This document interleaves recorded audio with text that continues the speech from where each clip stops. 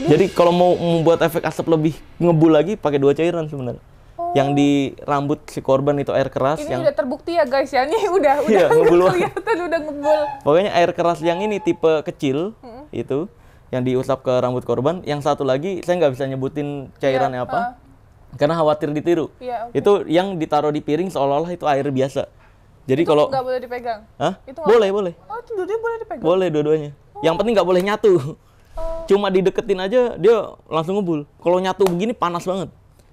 Jadi biasanya itu digunakan untuk pertunjukan-pertunjukan panggung yang kayak di tangan kiri ini air keras, yang di tangan kanan tuh cairan satu lagi, terus diginiin, ngebul nanti, seolah-olah ngilmu jurus di pertunjukan teater, gitu, gitu. Tapi disalahgunakan untuk pengobatan kan kacau. Gitu. Nah terus kalau trik-trik kayak misalnya dia bilang, wah ini benda keramat nih, ya nggak? Benda keramat? Iya, aku nonton kan, aku juga pernah kolaborasi sama Kodensu kan, jadi aku sempat ngeliat kontennya, terus tiba-tiba ngambil di wastafel gitu, sep, tiba-tiba ada barang gitu, itu gimana? Itu gimana? Gampang. Nih, misalkan saya mau naruhin ini, ya kan, di sekitar sini, saya tinggal bilang, sebelum syuting ya, biasanya tinggal boleh saya ke kamar mandi nggak? Boleh, ya saya izin kamar mandi dulu ya. Pas ke kamar mandi saya cari nih kamar-kamar yang kebuka. Nah kalau udah ada kamar yang kebuka, saya tinggal gini, taruh. Oh iya. Gitu, tenang, udah selesai. Pas balik dari kamar mandi, yuk kita syuting, udah selesai. Pas syuting, coba saya akan tarik ya benda pusaka di sini. Gitu. Orang kan yang sebelum syuting nggak tahu dia udah izin ke kamar mandi dulu. Iya, yang pas di Densu saya tanya Densu, lu ada aja lu bikin gitu. Saya tanya, ada nggak yang izin ke kamar mandi? Ada sih sel 2 krunya gitu. Ya udah. Ada 2 krunya gitu ya. Kalau misalnya menurut Mas Marcel, apa namanya, kebal katanya. Sep. Ya itu kan akhirnya luka kan? Yang di Densu. Iya, luka dan akhirnya robek terus dibawa ke rumah sakit. Densu juga yang biayain akhirnya. Densu yang biayain, keluar duit berapa juta gitu. Terus dia minta juga untuk mendanai selama dia di rumah sakit. Kan nggak bisa kerja. Kan parah jadinya. Itu tim dari dia ya? Nanti saya ajarin, karena kalau saya misalkan di sini praktekin kebal, kena take down nanti ini. Iya betul. Nanti saya bawa pisaunya kok. Selesai ini saya praktekin langsung ke sini. Kebal. Ada. Terus nih, ini apa lagi? Saya kasih lihat deh ya. Bentar pisaunya.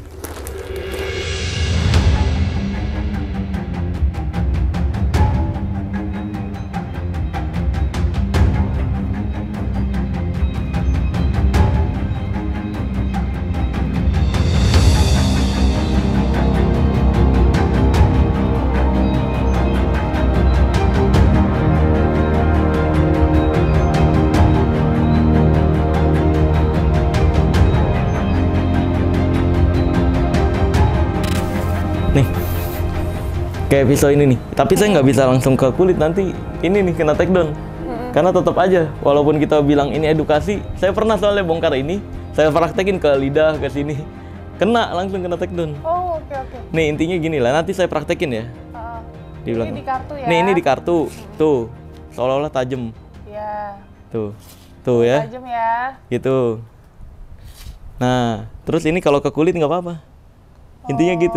Oke. Karena tingkat ketajamannya udah diatur.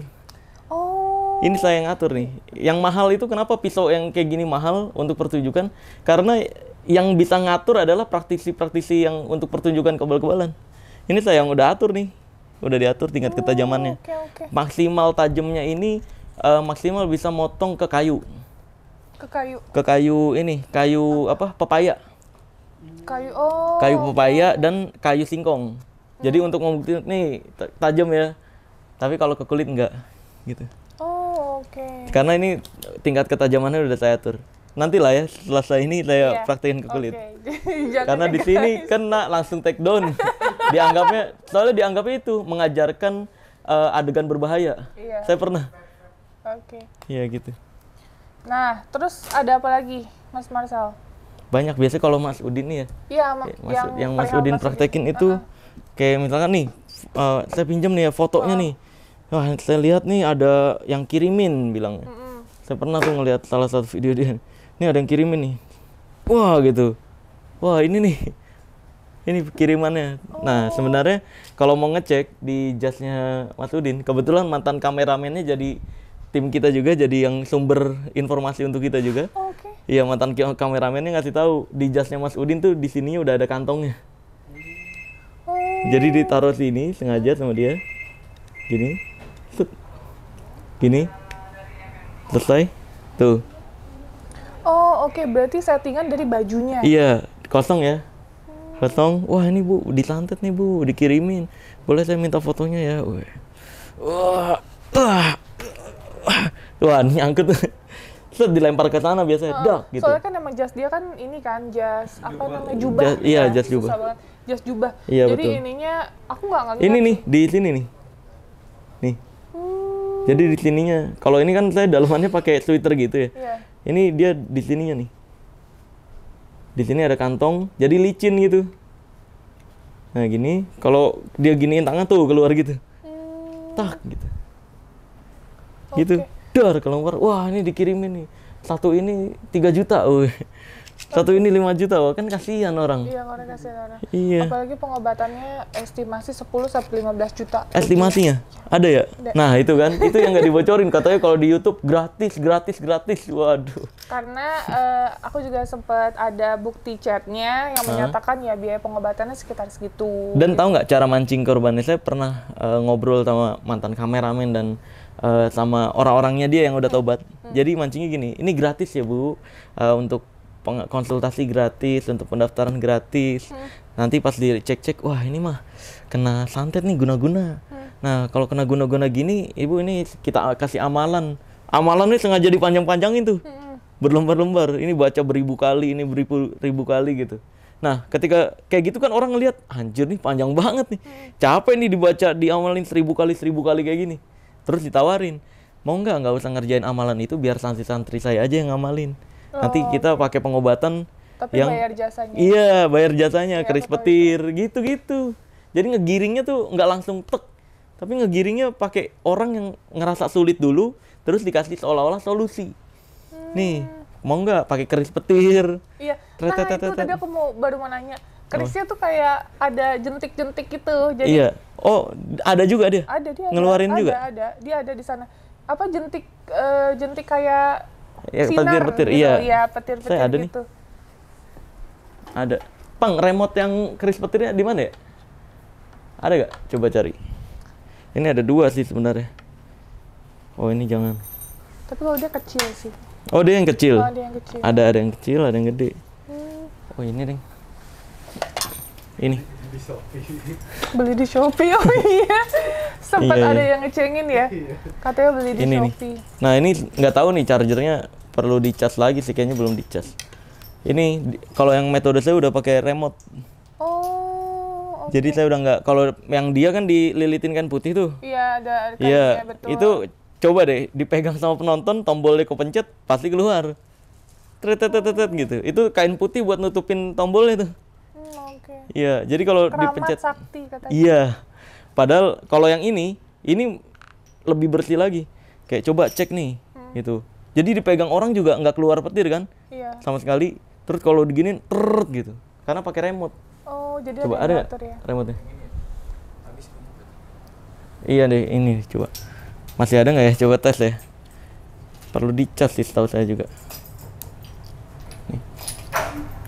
Nah, masih kodok. itu. Oh, oke. Nih, Oh, itu Gitu dong. setrum ya? Oh, itu nyetrum. beneran setrum ini. Mau nyoba? Oh, enggak. Makasih. Agi coba dulu lagi. Ini beneran nyetrum tuh. Dia bakal bilangnya nih, wah ini bentrokan energi nih. Iya, iya. Wah. Tuh. Mohon maaf, jangan deket-deket. Enggak, ini dia nyetrum kalau nyentuh ujungnya doang. Oh, kalau yang tujuh. Kalau ini kita pegang juga di sini nggak nyetrum. Oh. Karena kalau nyentuh ujungnya ini nih baru nyetrum. Jadi bukan lampu sebenarnya. Ini udah yang lebih sakti dari punyanya Mas Udin. Punya Mas Udin masih pakai tombol. Jadi parahnya kan penggunaan ini ya, penggunaan budaya, ini budaya keris kan. Tapi disalahgunakan untuk tipuan-tipuan gini nih parah sebenarnya. Kasihan ya. Makanya Karena saya banyak korban. Iya, makanya saya luruskan. Jangan sampai budaya kita nih tercemar dengan penipuan-penipuan yang kayak gitu. Atau ya itu masuknya penipuan akal sehat walaupun nggak berduit misalkan ya. Lah kan nggak merugikan secara material, kan itu merugikan secara pikiran sehat, akal sehat, iya kan? Nah, aku mau tanya dong. Apa tuh? Mas Marcel, kenapa sih viral bongkar-bongkar kayak ginian? Kan kok banyak yang ngomong juga, jadi kan banyak musuh nih, ya nggak? Iya. Kita kan menghindari musuh nih, Mas Marcel nyari musuh, bahasa kasarnya kayak gitu. Iya, saya juga kalau pertanyaan gitu jawabannya adalah sama seperti kenapa para nabi dan rasul dulu menyuarakan ajarannya, kan jadi banyak musuh. Oh iya. Iya kan? Para nabi dan rasul kan jadi banyak musuh. Tapi kan itu kayak sebuah tanggung jawab. Saya pun ngerasa diberikan tanggung jawab. Kayak misalkan nih, saya tahu nih tentang keris petir, bahkan punya. Terus saya diemin aja di rumah nih. Terus saya ngelihat kayak Mas Udin gitu. Iya, yang ditipu dengan kayak gini-ginian. Terus saya diem. Iya, terus saya diem. Nah, nanti kalau suatu saat saya udah jadi kenangan, terus saya ditanya sama Allah Azza wa Jal, ditanya, lu kenapa nggak menyampaikan apa yang gue udah titipkan? Sampai orang-orang ini percaya sama perdukunan.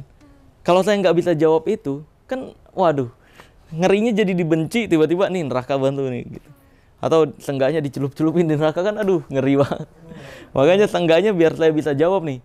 Saya ini buat saksi juga ya, saya nerima dari pagi ke pagi itu jadwal itu untuk menyuarakan ini doang loh nih. Gue udah berusaha semaksimal mungkin untuk menyuarakan perdukunan itu nggak ada yang beres gitu. Iya, makanya lu lebih baik minta tolong ke Allah Azza wa Jal. Dan ikhtiarnya tuh yang masuk akal gitu loh, ke medis, ke totok syaraf gitu, ke pengobat-pengobat tradisional yang bener-bener apa ya, ada dasar ilmunya. Kalau yang begini-begini nggak ada dasar ilmunya nih.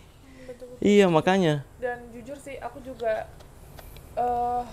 memprihatinkan ya kalau kondisinya, apalagi kan aku nanganin orang terlantar, orang yang membutuhkan gitu.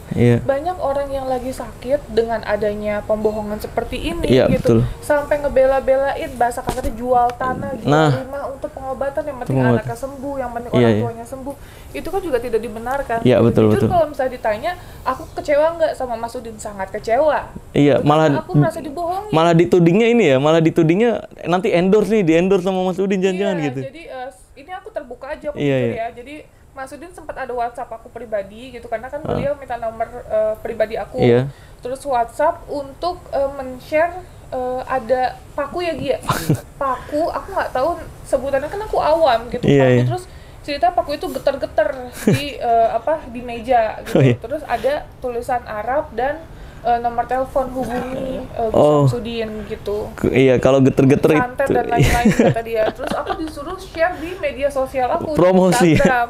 Ya, aku cuma menjawab dia, tapi aku tidak lakukan. Kenapa? Karena buat aku yang pertama itu udah menyimpang ya dari Islam. Iya. Terus yang pertama pas aku lihat dengan kasus Faiz kemarin, aku melarang besar ketika ada orang yang menghubungi aku nanya, "Teh, kalau aku ke Mas Udin gimana gitu?" Gimana? Ya aku selalu bilang jangan. Saksinya ada mamanya almarhum gitu, Faza. Aku sudah melarang, sangat melarang, karena aku melihat sendiri ini bukan ajaran Islam, bukan syariat Islam. Ya udah gitu loh. Aku cuma tahu aja. Gitu. Jadi kalau misalnya merasa dirugikan, ya jelas aku merasa dirugikan sebenarnya, karena dengan adanya tipu seperti ini gitu. Orang yang berharapnya sembuh, berharapnya itu seenggaknya mengurangi sedikit lah gitu. Ini malah nggak mengurangi sama sekali. Malah mengurangi duit. Iya. Terus kalau yang paku getar-getar itu bukan getar tapi gerak-gerak mungkin ya. Oh iya, gerak-gerak. Gerak-gerak. Nah, jadi misalnya pakunya di sini nih ya kan, terus di videoin. Nah, dia tuh gerak-gerak.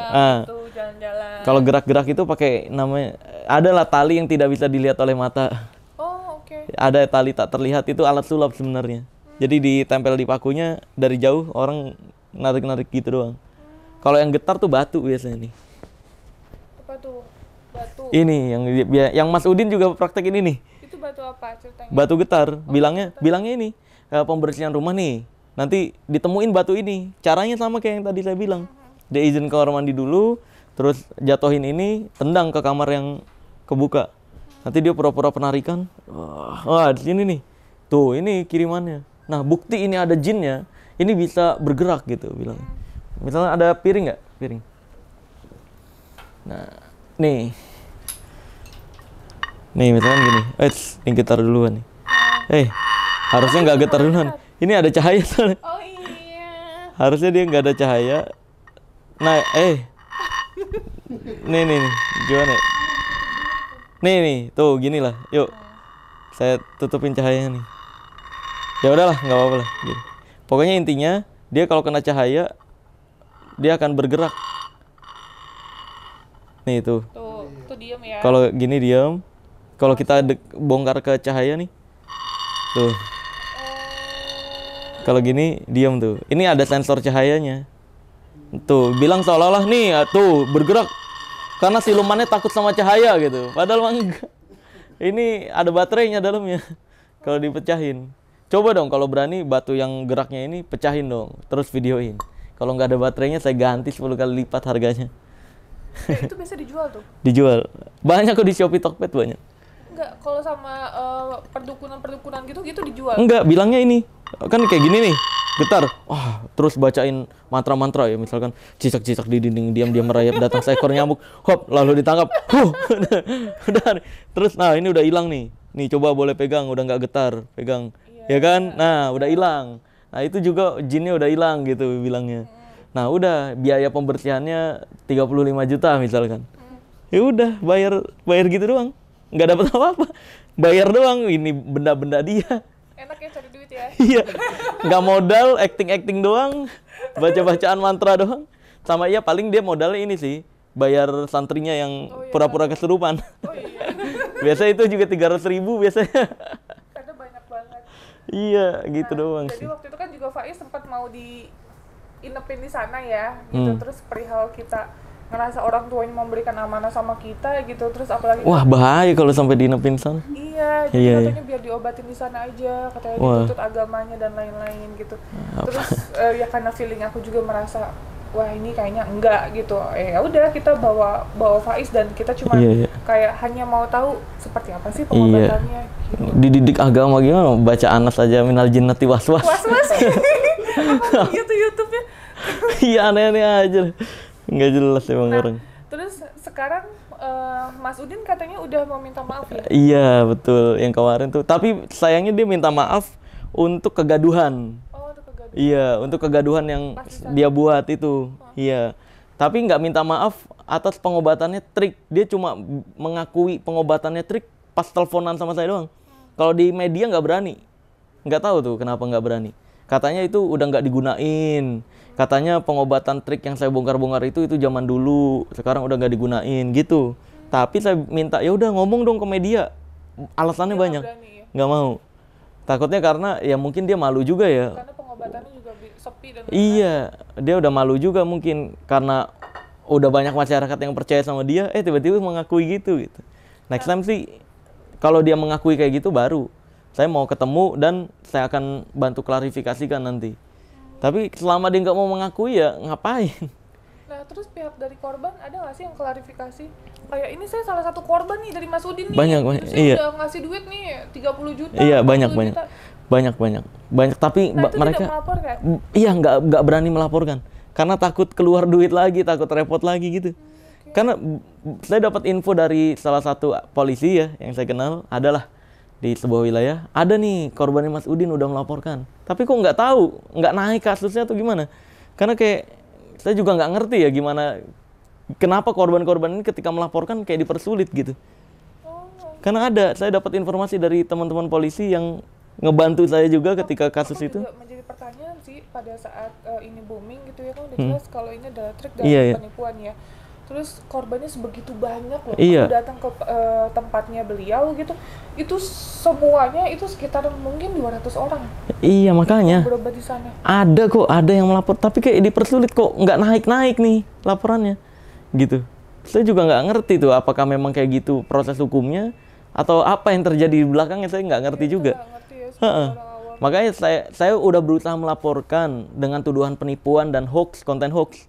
Tapi kata polisi sana bilangnya kalau bukan korban nggak bisa, katanya. Jadi iya, kan kalau bukan korban nggak bisa. Terus kalaupun korban, buktinya mana?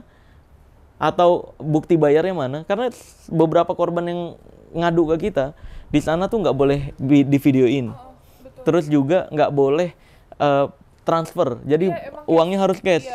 Sehingga nggak ada bukti apapun dari korban. Kalau ngelapor pun ketika ditanya buktinya mana, nggak megang apapun. Mungkin itu alasan korban-korbannya nggak ada yang berani bersuara. Jadi nggak ada bukti apapun. Emang dia tidak ada sistem transfer ya. Iya betul. Jadi pas di sana jadi harus cash. Iya, nah itu dia. Cukup cerdik sih caranya ya. Biar makanya dia berani keluar-keluar. Ayo dong yang merasa korban saya laporin. Ya kan korban lu nggak ada yang punya bukti. Lu sendiri yang membatasi. Emang nggak boleh ada yang iya. Gitu. Iya betul. Jadi ada yang kesurupan di sana diberobatin. Aku nggak tahu ngomong bahasa apa ya, karena itu kan bahasa Jawa ya, sedang di orang Jakarta. Jadi sama sekali pihak dari keluarga tidak ada yang boleh memegang ponsel. Nah itu dia betul. Jadi nggak ada sama sekali bukti. Mungkin itu juga alasan. Adapun yang ada buktinya beberapa tuh saya dapat info dari polisi itu udah melaporkan, tapi kok nggak naik-naik kasusnya gitu. Saya juga nggak ngerti kan, soalnya saya bukan orang hukum ya. Makanya yang bisa saya upayakan adalah mencegah adanya korban baru dengan saya edukasikan nih. Saya bongkar tuh pengobatan-pengobatannya sebenarnya trik gitu. Nah, Mas, ini kan waktu Mas datang ke sana jujur aku yang deg-degan sih. Karena aku mikir gitu. Ini gila, ini berani banget nih orang, maksudnya nggak ada pengawalan dari pihak berwajib. Nggak ada. Kita udah minta. Cuma katanya perlu proses 3 kali 24 jam lah.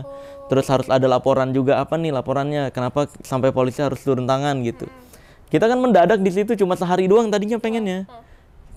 Karena udah mesen juga tuh tiket-tiketnya dan sebagainya tanggal sekian.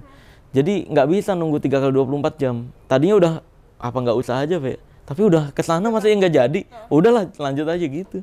Itu keren banget sih. Jadi pas aku lihat itu kan live ya, iya, ada live-nya, ada live IG. Terus aku mikir, ya Allah nih dia yang datengin tapi aku yang deg-degan karena kan kita nggak ada yang tahu iya. Di sana warganya. Iya, warganya support kita banget. Oh, warga support, berarti sangat itu support. Itu siapa? Nggak tahu dah, itu tiba-tiba datang ketika udah rusuh gitu. Jadi kan pas kita baru datang tuh warga, banyak yang minta foto. Banyak yang resah juga, ngadu-ngadu ke kita. Karena warga udah banyak yang resah terhadap Mas Udin itu sebenarnya. Cuma nggak ada yang berani bersuara. Itu Mas itu masuk, aku masih ingat banget, di bagian belakang. Ya, jadi kalau pintu depan adanya di sebelah kanannya. Ada tuh yang pintu gede itu, gerbang gede. Nah itu pintu masuk yang VIP-nya. Gitu. I see. Iya. Terus udah gitu sempat ada timnya yang ketinggalan. Itu gimana ceritanya? Oh, bukan tim ketinggalan. Jadi kan itu bukan ada penyekapan ya sih? Enggak ada penyekapan ternyata. Jadi yang konsep kita kan ketika nggak dapet perlindungan, akhirnya kita pengen tadinya berangkat berempat doang tuh udah. Yang satu lagi tuh yang saya bilang tim saya itu sebenarnya satu bapak saya. Bapak saya tuh purnawirawan Polri. Nah, karena dia udah request pendampingan dari polisi sana juga nggak dapet, akhirnya dia sendiri, ya udah nanti 4 naik mobil, naik taksi online ke sana. Yang bapak saya sama teman yang di Blitar juga itu naik motor ngawal dari belakang. Nah, awalnya gitu simple. Jadi kita pulang dari sana, terus nggak boleh kan dengan segala intimidasinya kita pesan taksi online naik berempat. Yang 2 nih kita pikir ngikut aja di belakang naik motor. Ternyata teman saya yang di Blitar ini terlalu memperlihatkan diri, nyegah-nyegah, jadi ketahuan lah tuh. Akhirnya dibawa ke kantor desa sana gitu. Nah terus pas saya mau minta pendampingan untuk penjemputan, kan kalau kita doang nih berempat jemput lagi ke mereka, rusuh lagi nanti kan. Makanya kita minta pendampingan ke Polres Kabupaten Blitar. Tapi responnya alhamdulillah bagus. Iya, alhamdulillah bagus. Dari Polresnya tuh bilang, ini perlu laporan dulu Mas kalau mau kita bergerak sekarang. Iya, apa kayak Pak? Tolong laporin apa gitu. Dikasih solusi sama Polresnya. Ya udah buat laporan ini aja penyekapan ya gitu. Ntar kita lihat juga kalau emang nggak ada penyekapan ya udah. Kita yang penting bisa turun aja gitu. Oh, yang penting bisa bergerak. Iya, ada laporannya dulu. Ya udah. Akhirnya dibuatlah laporan. Kayaknya sih laporan penyekapan atau apa saya juga nggak tahu. Akhirnya kita 2 mobil tuh dari Polres jemput. Nah, di framing sama Udin nih emang kampret banget nih. Di framing sama Mas Udin malah seolah-olah kita yang ditangkap. Jadi seolah-olah kita kabur terus tangkap polisi di tengah jalan. Padahal mah kita sendiri itu polisi, kita yang gerakin, kita yang lapor buat jemput 2 orang. Ayo jemput langsung masuk ke Polres Kabupaten Blitar lagi kan. Semua tim nih ada di Polres Kabupaten Blitar. Dan di situ kita dimintain sebagai saksi atas laporan warga, karena ada warga yang melapor Padepokan mengeroyok pesulap merah. Jadi saya dimintain sebagai saksi dan korban di situ, keterangan. Nah setelah kan sebentar doang tuh dimintain saksi dan korban. Terus kata Polres Kabupaten Blitar gini, Mas Marcel di sini dulu aja ya, jangan pulang dulu karena kami khawatir ketika Mas Marcel pulang ke penginapan ada orang-orangnya mereka yang ngikutin. Makanya kita tunggu mereka pulang dulu nih gitu. Itu nyampe tengah malam kita nunggu mereka pulang doang sebenarnya. Tapi di framing sama Mas Udin nggak tahu nih dia bisa pulang apa enggak. Lah kan karena ada elu, gue nggak pulang-pulang. Iya, elu sama antek-anteknya itu nggak pulang-pulang di Polres, malah bikin konten. Aduh. Nah, terus next, ini kan viral banget KTP ya kan? Iya, banyak yang ngechat aku, nge-DM aku kan bilang, ini pesulap daerah masa dimintain KTP katanya sama kades di iya. sana.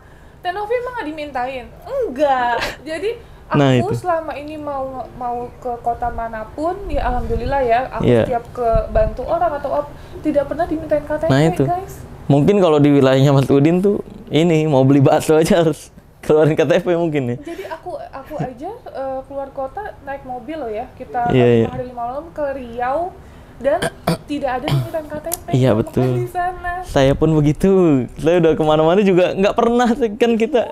Ya kan nginep ya paling sama hotelnya aja kan. Sama hotel, iya. Untuk data diri ya. Untuk kayak main ke rumah temen di sekitar sana ya kagak pernah. Iya. Iya Terus itu pas dimintain KTP. Katanya alasannya untuk persyaratan masuk wilayah. Loh, kita udah mau pembuktian nggak boleh. Kita mau pulang, baru dimintain KTP, ini aneh banget. Terus kan yang bikin netizen kesel lagi kan nggak nginep ya? Iya, nggak nginep. Yang bikin netizen kesel lagi adalah dia bilang di situ privacy kan akhirnya saya kasih lihat terus difoto sama dia. Ini privacy ya Pak, jangan di-share kemanapun. Pengacaranya juga mendengar itu, kadesnya mendengar itu, jangan di-share kemanapun.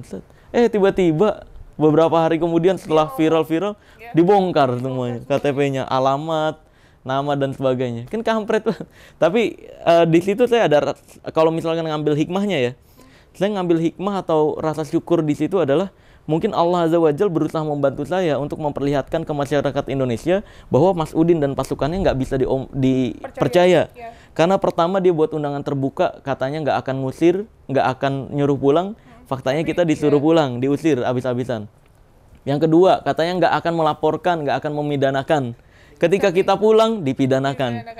Nah ini udah 2 hal. Terus ketiga, KTP katanya nggak akan di-share, privacy dan sebagainya, mereka mengiyakan, dibongkar juga. Ini udah 3 hal Allah kayak berusaha menolong saya untuk memberitahukan masyarakat, guys ini orang nggak bisa dipercaya loh gitu. Itu hikmah yang saya ambil gitu. Kalau udah Allah membuktikan dengan skenarionya yang kayak gitu, untuk memperlihatkan kebohongan-kebohongannya, tapi ada orang yang tetap percaya, nah itu yang perlu dipertanyakan. Ya, betul. Itu. Jadi ya tugas saya kan hanya mengingatkan. Jadi next time ketika masih ada yang percaya sama si Mas Udin dan sebagainya nih, perdukunan, dan Allah nanti menanyakan kenapa lu tetap percaya perdukunan, mereka-mereka ini nggak bisa lagi ngomong nggak ada yang ngingetin saya. Iya kan, saya udah berusaha semaksimal mungkin ngambil jadwal pagi ke pagi nih. Karena kalau banyak kan, wah emang pesulap merah nih nyari duit nih gitu. Sorry itu saya bro nih. Dari uang gue yang gue dapetin dari panggilan-panggilan ini lebih sedikit dari penghasilan gue biasanya kalau di total. Gitu, jadi kalaupun saya mau nolak, bisa banget nolak. Capek banget, karena dari pagi ke pagi. Tapi saya ngerasa ini kayak bentuk tanggung jawab saya pribadi. Iya, dari bentuk tanggung jawab saya pribadi untuk, ya Allah ini saya udah semaksimal mungkin ya Allah untuk menge-share apa yang saya tahu gitu. Kalaupun nantinya ada orang yang beneran masih percaya perdukunan, itu bukan tanggung jawab saya lagi gitu. Karena kita sebagai umat muslim sudah membuka semuanya secara nyata. Udah semaksimal mungkin dengan waktu yang kita punya gitu. Saya udah tidur sehari 2 jam 3 jam doang gitu kan. Udah mengurangi waktu tidur saya untuk menyuarakan ini gitu. Oke. Nah, ini untuk proses saat ini seperti apa? Kan katanya Mas Marcel dilaporkan ya? Iya, dilaporkan sama Mas Udin. Tapi saya juga dilaporkan. Iya. Biasa. Percaya kalau misalnya suatu kebaikan itu pasti ada aja yang nggak suka. Itu udah wajar lah. Udah hal wajar. Kebaikan itu nggak disukai dengan kejahatan. Iya, betul. Kayak polisi itu nggak disukai maling, nggak disukai rampok gitu. Ya kan? Nah, katanya dilaporkan. Dilaporkan. Gimana prosesnya? Prosesnya kemarin baru panggilan pertama klarifikasi. Dari pihak Polda Jatimnya. Nah, Mas nggak balik itu? Kan belum ada, nanti kalau udah ada keputusan nih, dari Polda Jatimnya nggak diteruskan atau menurut penyidik ini nggak masuk delik, baru saya laporkan lagi. Betul. Karena selama ini yang saya tunggu-tunggu. Saya selama ini berusaha melaporkan Mas Udin, tidak ada deliknya nih. Saya laporin penipuan, saya bukan korban. Saya melaporkan konten hoax, walaupun punya bukti-bukti siapa pemeran di channelnya dia, saya juga tidak bisa, karena bukan korban. Nah, dengan adanya dia melaporkan ke hukum, justru itu membuka, kayak seolah-olah membuka pintu nih. Nih gue kasih delik gitu, Mas Udin. Ya udah, nanti saya gunakan kesempatan ini. Buat, ya udahlah, biar efek jerak juga, biar nggak ada orang yang sembarangan buat laporan kayak gitu loh. Ya kan? Nah, terus katanya kan, dia kan mendapatkan panggilan TV. Sampai dibayar 1 miliar, dia nggak mau katanya. TV mana yang mau bayar deh? Orang produk-produk aja pada cabut yang pas ngundang dia. Oh ya? Iya. Di Densu, di mana tuh? Pada pas ngundang dia, saya produk-produknya pada nelfon mereka, teman-teman saya tuh. Saya nggak mau produknya ada di ini ya. Pas barengan video bareng dia gitu. Iya, pada cabut produk aja. Karena kan image-nya udah buruk ya. Ya kalau ngomong doang kayak gitu saya juga bisa. Saya udah ditawar sama TV tuh 10 miliar ya, 1 triliun buat ini, nggak ngebongkar perdukunan lagi, karena kan TV banyak yang set-set kayak gitu juga kan. Iya, saya juga bisa bilang kayak gitu. Yang kalau bilang mah bisa bilang apapun. Bisa ngada-ngada lah ya. Iya, gitu. Betul. Nah, terus pihak sana sampai detik ini nih ya, ada nggak ngehubungin atau Tidak mencari apa nih jalan penengah? Nggak ada. Nah, jalan penengah si Udin, Mas Udin ini udah pengennya tuh damai aja, jangan bongkar-bongkar saya lagi gitu-gitu lah. Lah, saya kan dia udah angkat tangan ya? Iya, jujur dong. Pengobatannya tuh hanya sekedar trik, dan alasan kenapa lu gunakan trik dalam pengobatan itu apa gitu. Kan cukup itu doang yang kita butuhkan. Jadi yang dimau itu bukan uang, ya, karena segala sesuatu nggak semua bisa dibayar pakai uang. Kalau uang udah banyak lah. Iya, tapi yang dibutuhkan adalah kejujuran. Karena iya betul. Karena sebenarnya Indonesia kan banyak orang pintar tapi sedikit orang jujur sebenarnya. Maka dari itu saya nggak mau bagian dari orang yang nggak jujur itu. Gitulah. Cukup di hiburan aja, kan kita tahu hiburan ya bohongan semua.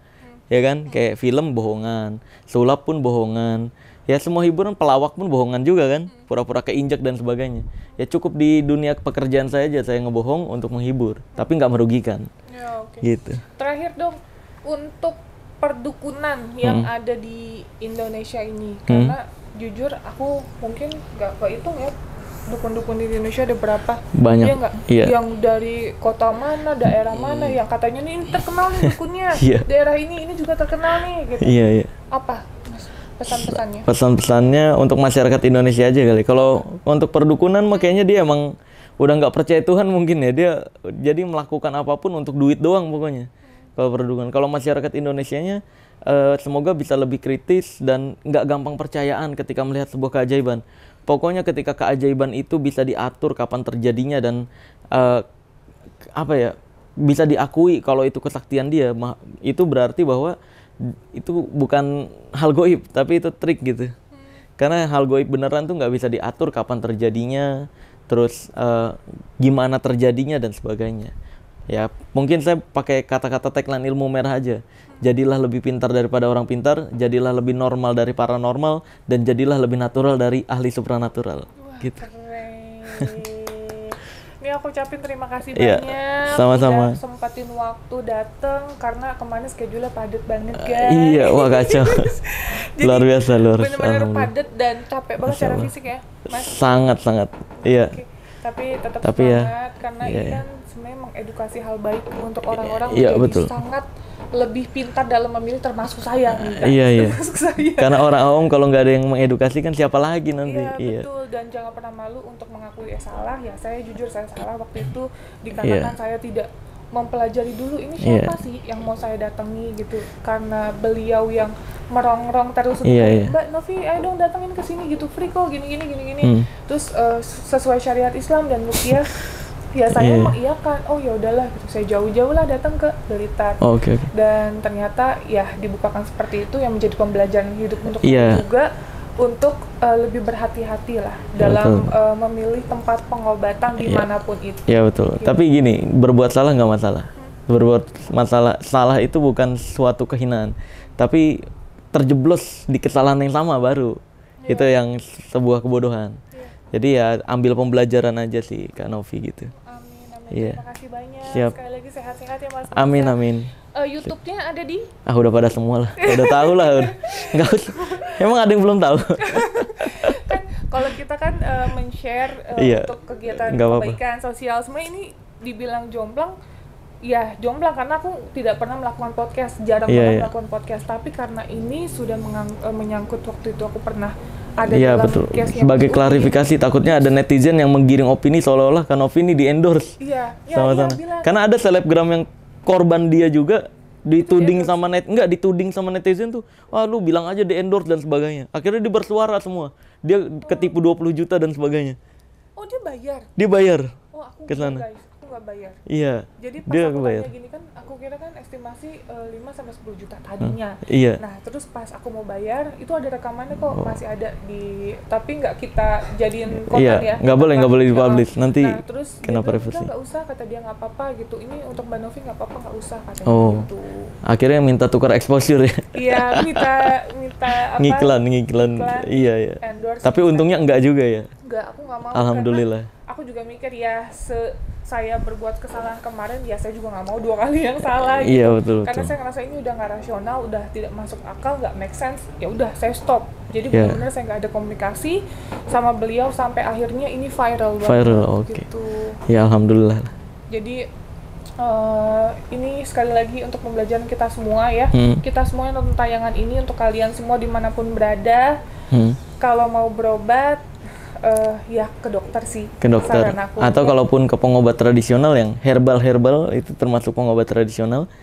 Titik totok syaraf termasuk, akupuntur termasuk.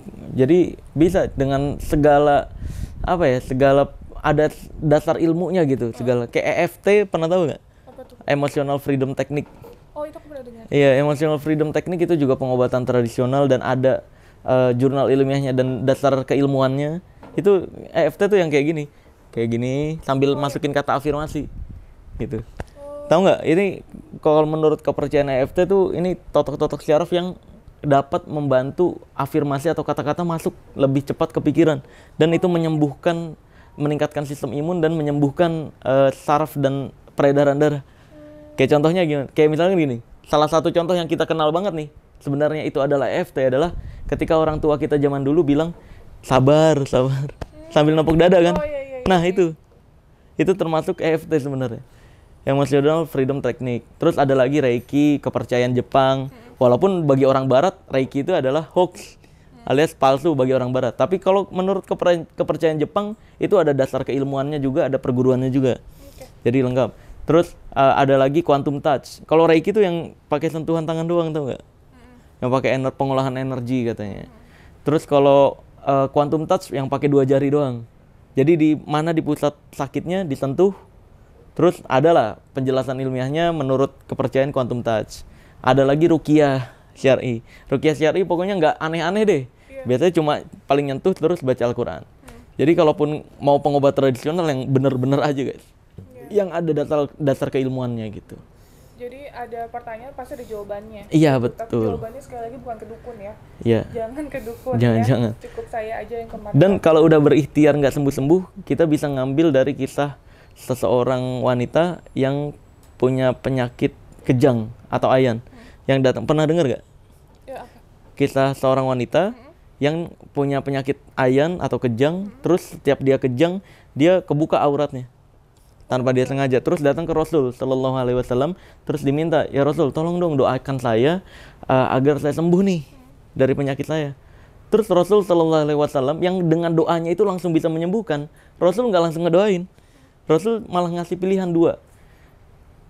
Saya kasih pilihan 2, pilih sabar dengan jaminan surga, atau yang kedua saya doakan tapi kamu nggak dapat jaminan surga dan kamu insya Allah disembuhkan.